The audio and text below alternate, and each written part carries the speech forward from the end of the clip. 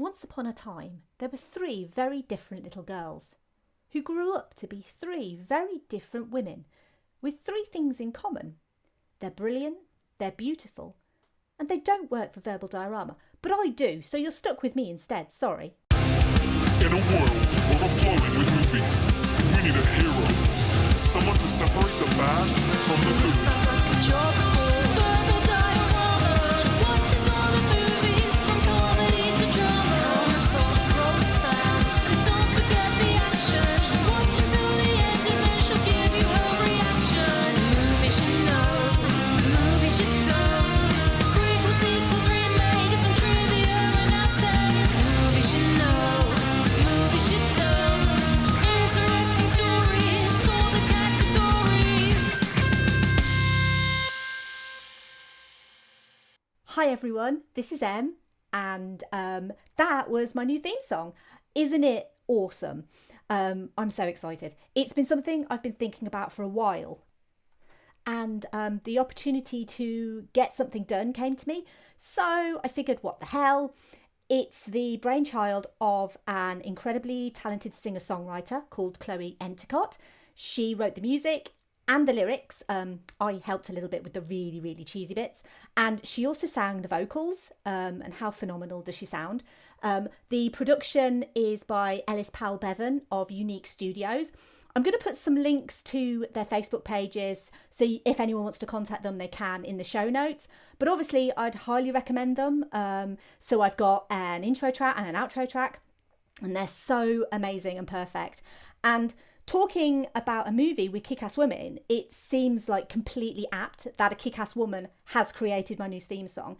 So obviously, a massive thanks to Chloe and also to Ellis for helping with the production. So obviously, we're not going to be doing The Mummy this episode.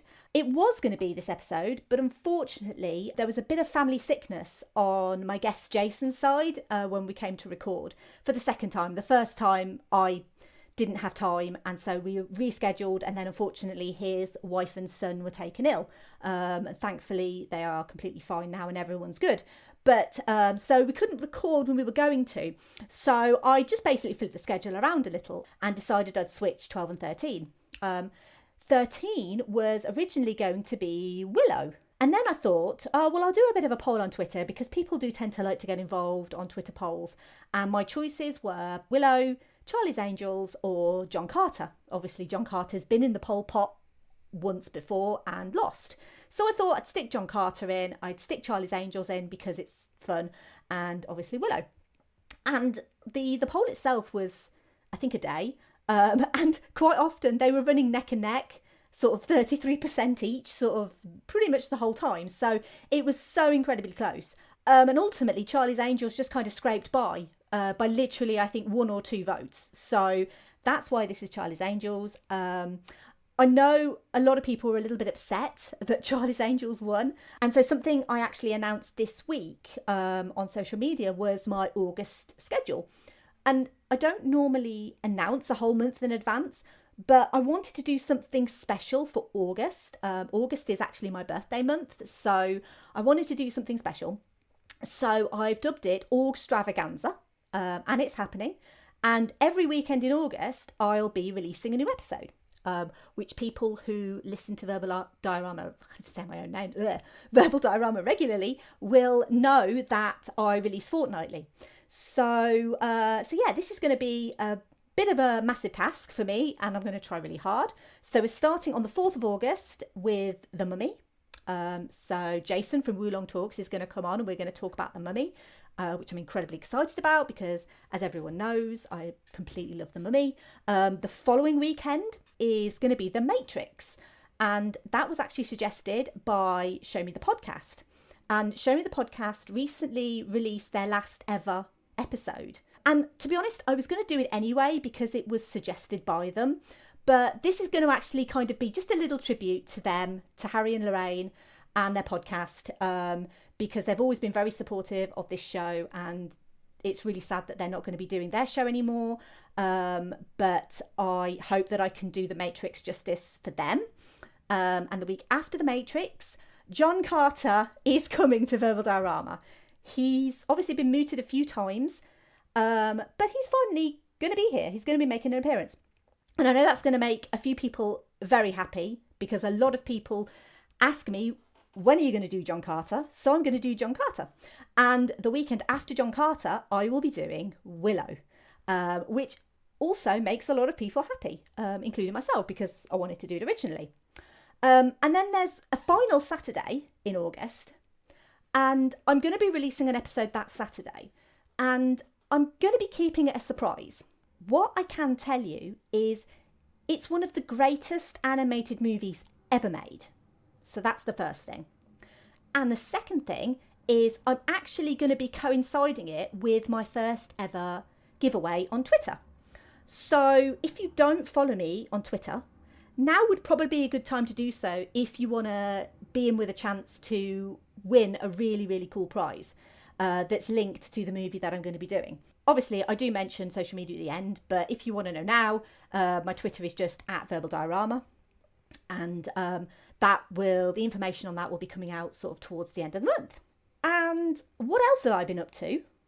Well, shortly I'm recording with Growing Up Millennial podcast. I think I mentioned that last episode. And last weekend, I had such an amazing chat with Kat from Shuffle the Podcast. We talked about the John Wick trilogy. It ended up being quite long because it always does when I'm involved. And this is quickly becoming a bit of a thing with Keanu Reeves. And so I was totally happy to oblige her. I think that episode is coming out shortly. I'm not sure exactly when. But obviously, make sure you go and subscribe to Shuffle the Podcast and it will be out soon. And the interview I did last month with the guys over at the Flicks podcast should be out now. I'm also currently looking into avenues to get some written work published. I've got a couple of ideas that I'm currently mooting, more kind of articles than reviews, because I'm not really the best reviewer, being completely honest, but I'm interested in the making of movies. I'm not really interested in giving my opinion per se, but I'd like the idea of writing articles. So I've been in touch with a few online and offline publications.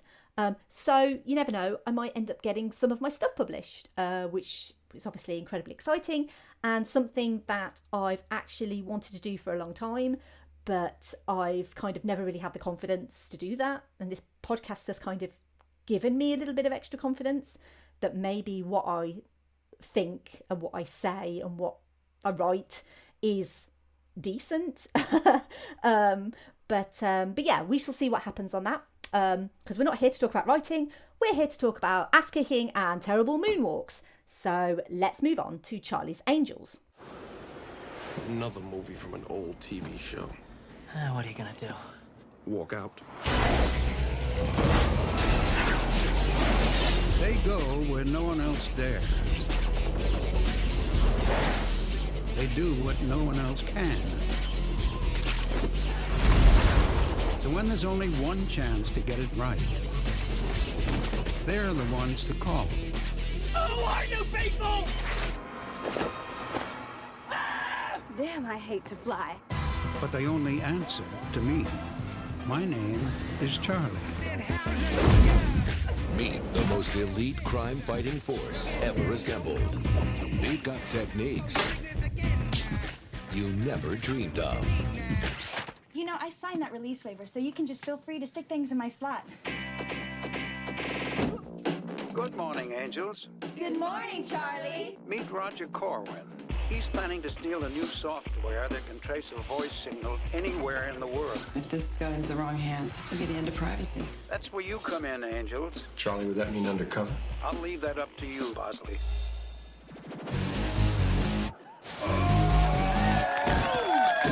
Oh, boy.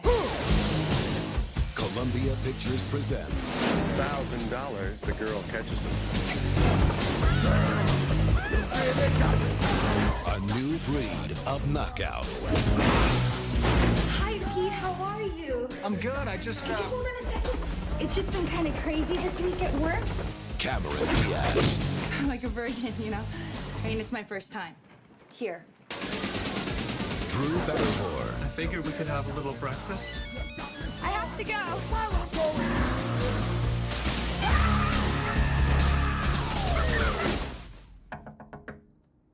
A little help? Lucy Liu At your service. and Bill Murray. I love fire. Get some action. Charlie's Angels. And that's kicking your...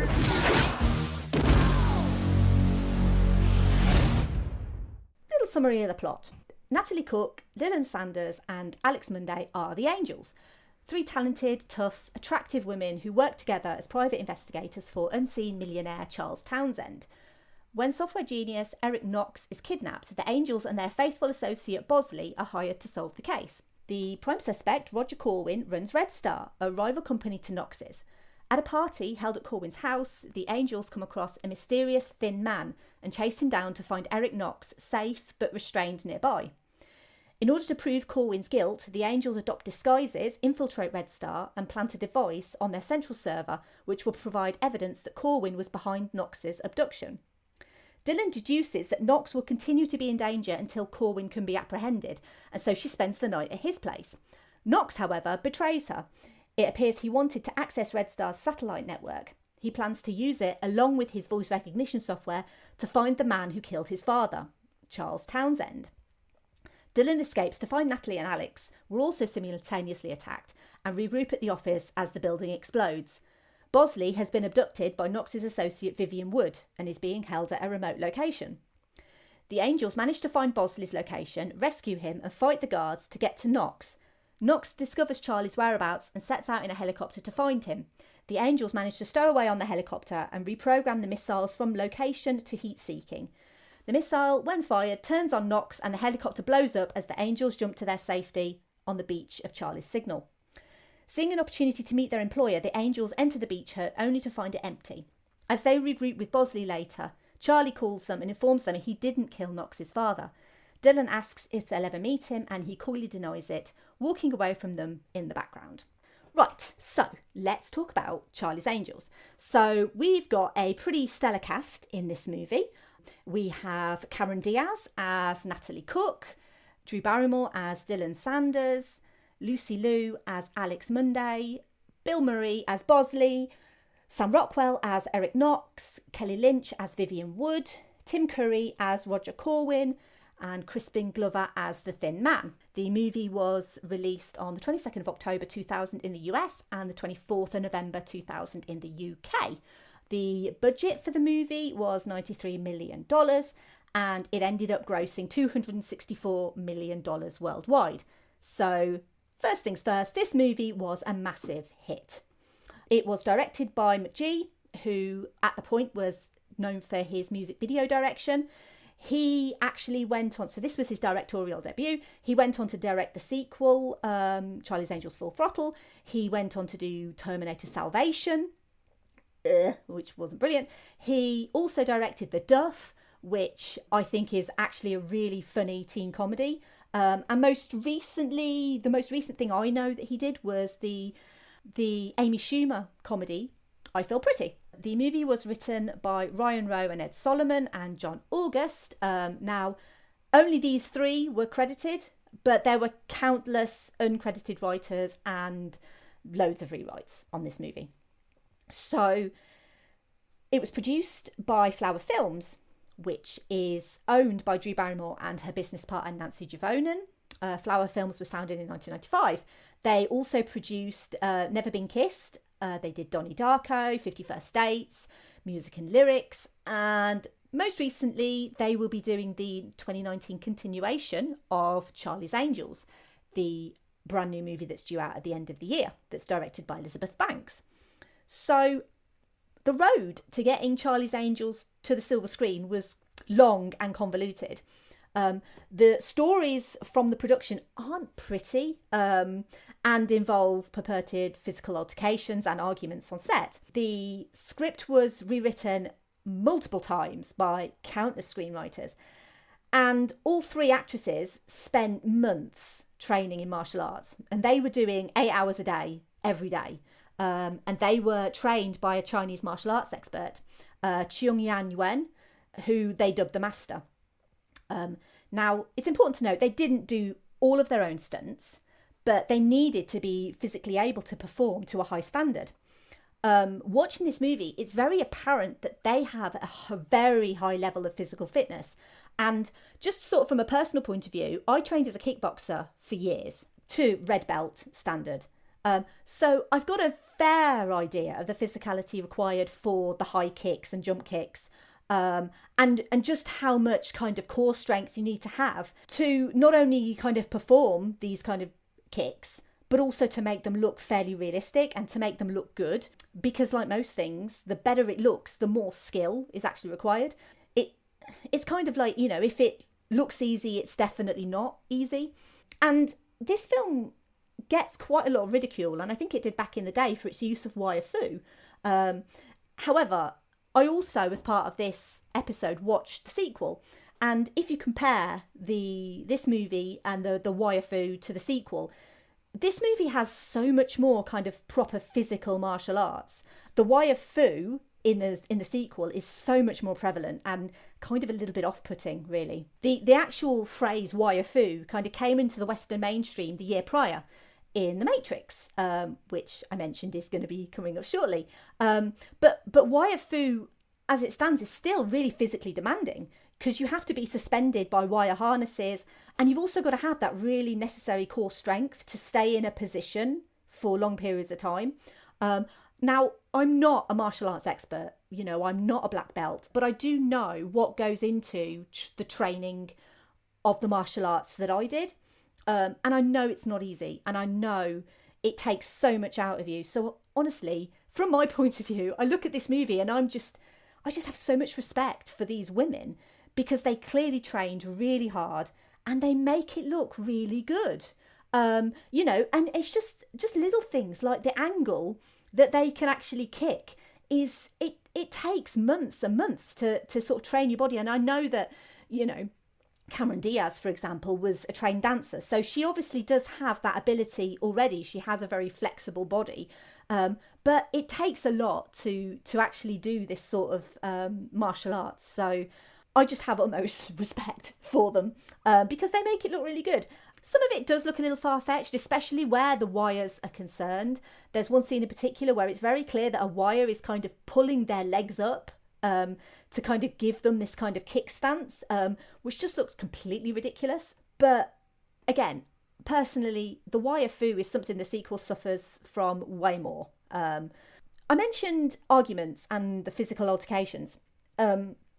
Interestingly, both seem to come from Bill Murray. And Bill Murray's a man who I think movie lovers everywhere, he has a lot of respect from that community, you know, both as a comedian and a general all-round actor and performer. But he and McGee, the director, did not get on at all. McGee actually claimed afterwards that he had a discussion with Bill Murray, and it ended with Bill Murray headbutting him, something that Murray has always denied. But it's quite clear that neither have a particular amount of love for each other. And in addition, it's also claimed that Bill Murray and Lucy Liu didn't get on. There are some sources that claim that he insulted her acting ability, and so she retorted and called him some names. She's kind of always downplayed that in other interviews, and she's kind of always sort of remained quite professional about that. But, you know, let's be honest, I doubt she sends him Christmas cards. They clearly did not get on either. You'll notice that in the sequel, Bill Murray's Bosley is not in it. He's replaced by Bernie Mac. And also, the whereabouts of his Bosley are not mentioned at all. So, yeah, it was obvious that for the sequel, Bill Murray was not going to be returning. I want to talk a little bit about Drew Barrymore, because Drew Barrymore is someone who I personally find incredibly inspiring. Not just as an actress and producer, but also as a person. And for those unaware, I mean, there may be people who are unaware of Drew Barrymore's story and her history. So the Barrymore name has been associated to Hollywood for generations. Her grandfather was John Barrymore, He was a very well-received silent movie actor and probably one of the most influential of his day. Her father, John Drew Barrymore, her great-aunt Ethel Barrymore and her great-uncle Lionel Barrymore were all had careers in Hollywood. Her godfather is none other than Steven Spielberg. So this is a young child who's essentially groomed for stardom, pretty much. She's born into this amazingly famous family. And in fact, when she was 11 months old, she starred in her first commercial. And when she was 5, she starred in one of the biggest movies of all time, as Gertie in E.T. the Extraterrestrial. And this sudden jump into superstardom was particularly hard for the young Drew. And she started partying at a very young age. She was spotted in famous nightclubs. She started taking drugs. And she ended up in rehab when she was just 13 years old. She attempted suicide when she was 14 and ended up back in rehab. She ended up becoming legally emancipated from her parents when she was 15. And usually the law of drink and drugs, when we're talking about young Hollywood starlets, that usually ends in tragedy. It's something that we've seen many times when young, vulnerable actors are lured into situations that get out of control.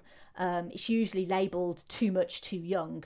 And it would have been so easy for the young Drew Barrymore to be one such statistic of this young Hollywood starlet who had it all, lured by the call of drink and drugs, and something terrible happened, because so often that's what does happen. And the wonderful thing about Drew Barrymore is she turned her life around. She got clean. She started getting acting roles, and she started to get people talking again, not for her personal life, although she did have a very tumultuous personal life when she was a young woman, but more so for her role choices and her general kind of great performances. So in 1995, she starred in a movie called Boys on the Side, which was praised by critics. It was in the same year that she set up Flower Films with Nancy Juvonen. And in 1999, they produced their first movie, which was Never Been Kissed, which was a massive commercial success, not so much a critical success, but Barrymore specifically was praised for her comic timing in that movie. And it is a sweet movie. It's not one of my favourites, but I appreciate it for its general sweetness. In producing Charlie's Angels, Drew Barrymore had the necessary clout with the studio to choose who she wanted to star and direct. And she had a vision of the movie from the start, because as soon as she found out that Sony were doing a Charlie's Angels movie, she wanted to be on board. She wanted Flower Films to produce it. So she ended up meeting with Sony with this vision, which was influenced from movies like Foul Play, Enter the Dragon and Used Cars, starring Kurt Russell. And that was the inspiration for Cameron Diaz's musical number specifically. So she and Nancy pitched the entire vision to Sony in order to get the production. And Sony agreed. And Drew has since described it as the most fun thing in the world to pitch. Drew, for example, was the one who insisted the angels didn't use guns. You'll notice in the movies that the bad guys do, but the angels don't. Because she instead wanted to focus on their fighting ability and teamwork, in a sense that guns are the easy way out. It's very easy to just pick up a gun and shoot someone, but it's not so easy to work as a team and to use martial arts or anything else that's kind of lying around to fight the bad guys. She also successfully persuaded Cameron Diaz to do the movie, and they remain good friends to this day, which is nice. Because Cameron Diaz was arguably the biggest star of the three at the time. She'd had her big break in The Mask in 1994 and had gone on to star in My Best Friend's Wedding in 1997, which is a great, fun movie. I love it. And then as the titular Mary in There's Something About Mary in 1998, which really kind of thrust her into the big time. It also gave her a Golden Globe nomination. So in 1999, she kind of veered off into more serious roles. So she was in the American football drama Any Given Sunday, and also received a Golden Globe nomination for being John Malkovich. So at this point, she was kind of teetering towards kind of serious roles and comedic roles. And she was persuaded by Drew Barrymore to take on the role of the very cheery, very sweet, but very innuendo-filled Natalie. She actually got the biggest salary for this movie, but I'm going to come back to salaries a bit later. Lucy Liu's casting took longer because originally Drew Barrymore wanted Angelina Jolie for the role of Alex. Angelina turned it down because she said she didn't want the exposure of a really high-profile film, and she didn't want to be typecast as the tough girl. 3 years later, she'd be starring as Lara Croft in the Tomb Raider movie.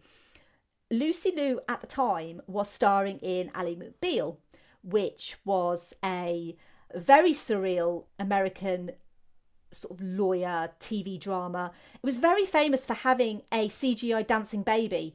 And at the time, I remember the dancing baby was such a big thing. Everyone always talked about this dancing baby. But anyway, Lucy Liu was in Ally McBeal. And although Drew Barrymore met with other actresses for the part, they always came back to Lucy Liu. And they were willing to work around her Ally McBeal schedule because they knew that she was the perfect fit. Alex being the technical brain behind the Angels and possibly also the most fearless of the three. McGee's motto for this movie was bigger and faster.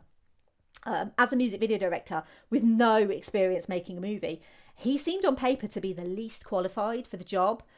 He met with Drew Barrymore and Nancy Juvonen, and they were convinced he was perfect, but they needed to convince Sony, who obviously were less than enamoured by this complete unknown music director leading this very expensive movie.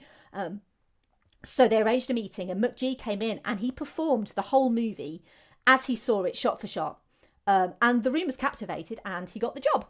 The cast was rounded out with some absolutely phenomenal names. So obviously you've got Crispin Glover, Sam Rockwell, Kelly Lynch, Tim Curry, Matt LeBlanc, Luke Wilson, and I'm still not sure what the hell Tom Green was doing, but he was in it and he was dating Drew Barrymore at the time. So there's also quite a lot on the internet about he was actually suffering from cancer at the time of filming.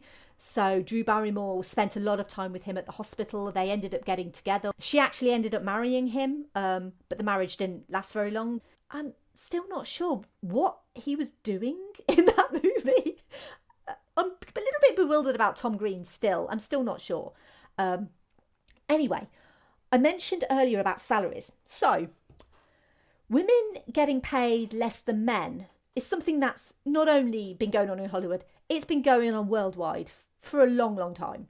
And in this movie, there is a massive pay disparity. And it's not between women and men, it's between the women. So Cameron Diaz received the biggest paycheck. She ended up getting $12 million for the role of Natalie. And Drew ended up getting $9 million. But Drew Barrymore was also the producer, so ended up with a slice of the profits. So it's claimed that Drew Barrymore ended up making about $40 million. Now, Lucy Liu, in comparison to Cameron Diaz and Drew Barrymore, was paid $1 million. I'm just going to let that sit with you. 1 million. For the sequel, which again, I'm not really going to go into very much, but just for comparison reasons. So for the sequel, Diaz got $20 million. Barrymore got $14 million and obviously was a producer, so ended up with a lot more. And Lucy Liu was given $4 million. I mean, you could argue that Cameron Diaz and Drew Barrymore are bigger names. But if you look at the movie, Lucy Liu put in the same amount of work. And it seems quite shameful looking back that Lucy Liu's agent didn't negotiate more for her, especially considering if Angelina Jolie had got the part, it would have cost them considerably more than $1 million. And knowing that puts a little bit of a stain on the movie for me, because equal pay should mean equal pay, especially for equal roles and equal screen time. And don't quote me, I haven't checked specifics but I'm pretty certain that each angel has about the same screen time overall. So yeah, it's something that still doesn't sit well with me, because although each angel is individual and unique, I have to give credit to Lucy Liu, because at this point in her career, she was most well known for playing Ling Wu on Ally McBeal. And it would have been very easy for the filmmakers to just make Alex the fierce, cold, sort of strict, stereotypical Asian woman. And admittedly, there is a funny scene where Alex is kind of dressed in a tight leather skirt suit. She's demanding to know information from a room full of technicians, and she kind of snaps her stick on the table and sort of barks out orders to them in a very kind of cold, strict way. But Lucy Liu is also given a chance to show off her comedic side. And also, she has the best goddamn slow motion hair flip that's ever been recorded on film. I guarantee it. She as Alex is technical, she's smart, but she's also allowed to compliment and be complimented by her fellow angels. And that's no mean feat when your co-stars are Cameron Diaz and Drew Barrymore. So I feel like Lucy Liu does not get enough recognition for her part in this movie. She clearly didn't get enough money for her part in this movie. And I think as a general rule, people remember, you know, lusting after Cameron Diaz or finding Drew Barrymore particularly hilarious. But they don't really talk about Lucy Liu. And I want people to talk about Lucy Liu because she is brilliant in this movie. She's a complete highlight. And I hope that, if anything, if you have the opportunity to rewatch this movie, that you'll rewatch it and maybe kind of think more about what Lucy Liu actually puts into this movie. Because I love her. She's brilliant. She's probably my favourite angel. The original series on which this movie is, by the way, emphatically a continuation of. It's not a remake. It's not a reboot. It's a continuation of this franchise of Charlie's Angels, which started with the TV show. It's kind of in the middle, you've got these movies, and then it's bookended by this 2019 movie that's coming out. They're all part of the same universe. So the original series, you had 3 stunning women fighting crime whilst always looking stunning. And admittedly, I have watched a couple of episodes of the original Charlie's Angels. I'm not a massive fan. I don't know a great deal about it, but I do know they were 3 gorgeous women and they always look gorgeous. And whilst this movie is directed and written by men, the personality and attitude of Drew Barrymore just runs through the veins of this movie. And I kind of feel like without Drew Barrymore's influence as a producer, this movie would have probably just been 3 gorgeous women looking gorgeous while doing things gorgeously. And that's not to say these actresses aren't gorgeous, because they are. But they also have these fully rounded characters of, you know, they are clumsy, you know, they are naive. Sometimes they're a little ditzy. They make mistakes. Dylan trusts Knox when we then realise that Knox has been the bad guy all along. On the other hand, they're also supremely intelligent, because Natalie, as soon as she meets Vivian Wood, calls her out as probably being the bad guy. And it turns out that she was. So they're intelligent, they're resourceful, they're strong, funny and resilient. The movie embraces the campy nature of the TV show. The if it ain't broke, don't fix it mentality really works. The action scenes work quite happily with the comedy scenes. And not everything has to be kind of a dark, gritty update. You know, this movie is really bright and really colourful, and each actress really plays to her strengths, even when, and almost especially when, the strength is their attractiveness. You know, they're capable, but feminine. And these qualities don't need to be mutually exclusive. They are a team. You know, there's not one leader. Obviously, they all listen to Charlie and they all do what Charlie says. But they don't have a leader among them. They are a team. They listen to each other. They discuss the best course of action. They might not agree with each other, but the focus of the movie is on these 3 women. It's not on one woman in particular. It's on all 3. I'm going to talk about the male gaze, because I'm going to have to talk about the male gaze. So if you don't know what the male gaze is, it's basically when the camera lingers a little too long on a woman's breasts or bum, or a specific shot is focused on a particular area. It's something Michael Bay knows a lot about. So watch one of his movies, like Transformers, and you'll get what I mean. And this movie has the male gaze in spades. So you've got, for example, there's a scene where the three actresses are emerging from the water in wetsuits. And Cameron Diaz zips down her wetsuit, specifically walking towards the camera. She kind of zips it down her chest, sort of to her navel. And it's a completely not subtle tease to the audience. Nor is any other attempt by McGee to concentrate the camera on either of these women, because they all get the treatment, not just Cameron Diaz. And honestly, the movie just about gets away with it. I kind of feel at this point, if Drew Barrymore didn't want these scenes in her movie, they wouldn't be in there. I think she's smart enough to know that the movie had to work for both women and men. And personally, I kind of feel like it does. I can't speak for men because I'm not one, but as a woman, it works. And if I was thinking like a man, then I think it would work if I was a man. And the way I know that doesn't make any sense, but as a man, you would want to be with these women. Literally any one of them you would want to be with. And as a woman, literally anyone you would want to be. So I think she kind of knows that sometimes you have to kind of titillate your audience a little bit in order to make a mass appeal to sort of both sexes. Drew Barrymore is actually quoted as saying, "My biggest hope for this film is that people will feel like they could be an angel. All it takes is belief in yourself and the willingness to go the distance in whatever it is that you want to do." But wait, this is a female-led action movie. I didn't think those made money, but they do. I mention this because for a long time we've been waiting for a Black Widow movie. It's currently being filmed. It's due to come out, I believe, next May 2020. The reason why we've been waiting so long for Black Widow, and pretty much for most female-led superhero movies, is this sort of weird belief that female-led action movies don't sell and people don't want to see them. And it's something that has been sort of contradicted. Literally every single time a new movie comes out with a woman in the lead, it makes a load of money. But Charlie's Angels came out 19 years ago and it did phenomenally well. The movie's not rocket science and it never claims to be. It appeals to a mass audience. And this was before you had the likes of Resident Evil, Tomb Raider, as I mentioned with Angelina Jolie before, Kill Bill, Underworld, The Hunger Games, and then, yeah, like Elektra and Catwoman didn't do brilliantly, but it's because they were duff films. It's nothing to do with the women who were the lead actresses at all.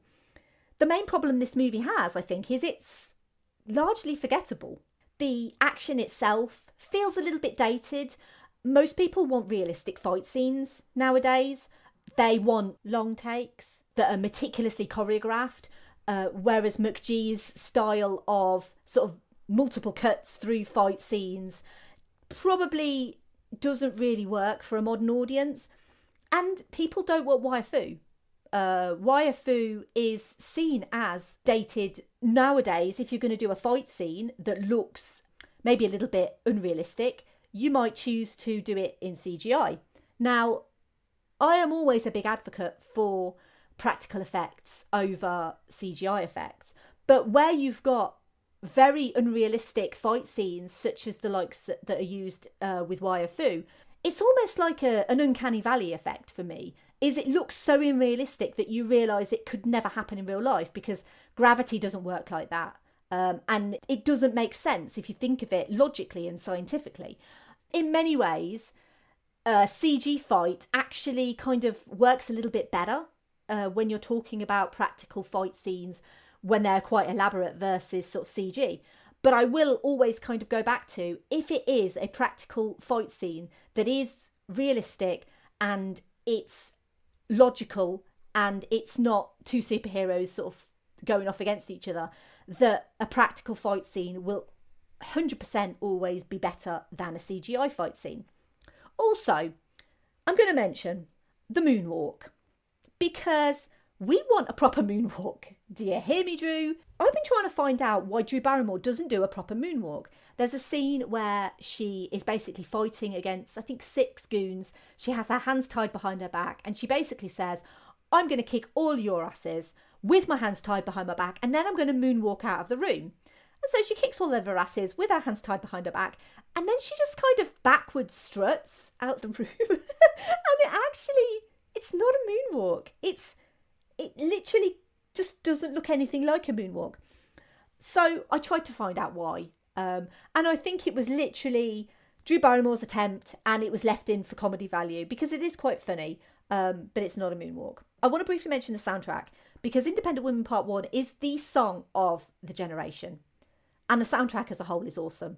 You've got Blur, The Prodigy, Fatboy Slim. I mean, this is like 1999/2000s jam, literally. It's the music that was like in all of the parties that were going on at the time. So it does age the movie a little because it's that kind of era. But for me, it's just a wonderful soundtrack because it brings back so many fantastic memories of that time in my life. Charlie's Angels Full Throttle, which I have mentioned a couple of times, came out in 2003. As I said, it has way more waifu. It's basically more explosions, more fights, a very well publicised return to the movies from Demi Moore as Fallen Angel Madison Lee, but it's got less plot. It's not as tongue-in-cheek as the first movie. And weirdly, the Thin Man is retconned as a good guy / love interest for Dylan, and then he dies, which I always still find one of the most bizarre things about that movie. Well, out of its many, many bizarre things. It's not as much fun as this one. If I were to recommend one Charlie's Angels movie, I wouldn't recommend Full Throttle. I'd always recommend this one because it's a lot more fun. There was also a short-lived TV show in 2011, which was executively produced by Drew Barrymore. It starred Minka Kelly, Rachel Taylor and Anne-Lee Ilonze. And it was actually cancelled after 4 episodes. All 8 episodes were aired eventually. But yeah, so the fact it was cancelled after 4 probably means it's not all that brilliant. And this year we have a new movie, which, as I mentioned, is the continuation of the Charlie's Angels timeline. It stars Naomi Scott, Kristen Stewart, Ella Balinska and Elizabeth Banks. Also directed by Elizabeth Banks. Produced by Flower Films. The trailer suggests it's a little bit more serious overall, but it's got like comedic undertones, so I don't think it's going to be as campy. But as Drew Barrymore is producing, I'm thinking we might see a cameo here or there, maybe from her, maybe from some of the other angels. Speaking of angels, Lucy Liu was recently awarded a star on the Hollywood Walk of Fame. And there with her, supporting her as she was getting her star, were Drew Barrymore and Cameron Diaz. So the fact that these women are still friends after almost 20 years feels really nice because it feels like the camaraderie that they had on screen translated off screen. It looks like this movie was mega fun to make. And ultimately, it's all about women supporting women. And that's something that we should have more of in the world, as well as in the movies we watch. So, I had a few social media thoughts on Charlie's Angels. Not as many as I thought, considering it won this poll. So, on Twitter, first up, we have a friend of the show, Sade from Off Screen Babble. And she said, Charlie's Angels was one of the first times I saw women kick butt and look cool doing it. As a child, it made me excited to think that I could grow up and be just as cool. Combined with Destiny's Child Independent Women's song, my 11-year-old self felt pumped. Each actress gives amazing performances and distinct personality to their characters, and the music video style of editing from McGee may be a lot to take, but adds a fun and cheesy layer to the film. Completely agree, Sade. At Toys R Us Pod said, I only want to send in a snippet of me talking about the fact it shows 2 boys playing Final Fantasy VIII, a one-player game. Yeah, it does. I failed to mention that completely. Yeah, she's naked and she ends up... it's actually the old E.T. house because it was filmed at the same house that E.T. was filmed. And the 2 boys in their living room playing Final Fantasy VIII, which they've got 2 controllers, but it's actually a one-player game. So completely ridiculous. At False Starts Pod said, I've got a soft spot for it. It's a stupid and bad movie, I know, but it's fun.